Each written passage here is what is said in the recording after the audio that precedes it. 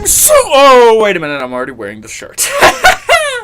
Welcome to Ability Almanac 31. That's right, we are on our 31st character out of 38. Or what, I mean, if the Teenage Mutant Ninja Turtles are going to be lumped into one, it would technically be 38, but with all four of them, wouldn't it be like 41? That would also make it like one of the largest NRS rosters in a really long time. Shit's crazy. Alright, enough rambling about the goddamn Teenage Mutant Ninja Turtles being an injustice too. Because today we are looking at Superman and what his abilities entail. I really need to stop doing that. Now, Superman's abilities, like his playstyle, are pretty straightforward and nothing super duper elaborate. Like, there aren't any taser bats or anything like that, trust me. But with something like Air Krypton Charge, Superman can really cover the distance in the air in order to clock somebody. And unlike Supergirl's super flight thing, where she does basically the same thing, it's a mid for Superman, unlike the high that Supergirl gets with that move. So, it's very interesting that Superman gets a mid, but Supergirl gets a high. I don't know, but it's just an ability, so nobody really cares.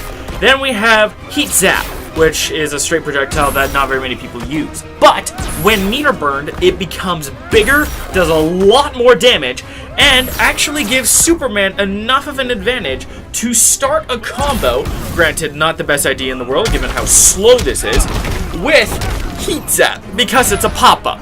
And at close range on the ground, man, this makes for an excellent way to start combos if your opponent is not expecting it. And especially if your opponent is a charging Bane who sees you wind up and then all of a sudden, BAM! Laser to the face.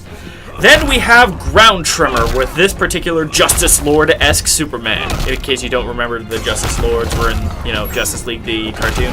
Anywho, Ground Tremor is a mid where Superman slams the ground around him. The sort of area of effect is all around Superman, but it isn't going to anti-air 100% of the time. But there is enough of a hit radius where it can hit people coming in from behind Superman, especially when you meter burn the Ground Tremor to allow for a larger area of effect, which also makes this this is probably one of Superman's coolest abilities in my opinion, a pretty nice way to end a combo and keep up pressure. Then you have Superman's only 2 slot in Meteor Drop. This is where Superman, or in this case Bizarro, drops a rock on the opponent's head. It's got very slow startup, and you might think it's kind of like Green Lanterns in a sense, because it's slow and it's very difficult to kind of land. However, you can delay it in order to catch people trying to backdash, and it is a true unblockable. As far as I know, it's the only unblockable super in the game, but this, with the back 3, is the only way you're going to combo into it, so keep that in mind.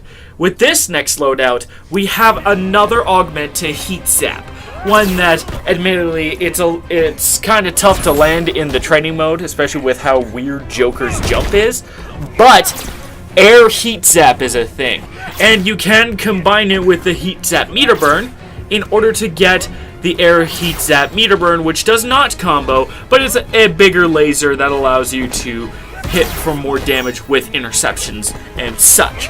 It's an interesting little way to kind of check your opponents at long range.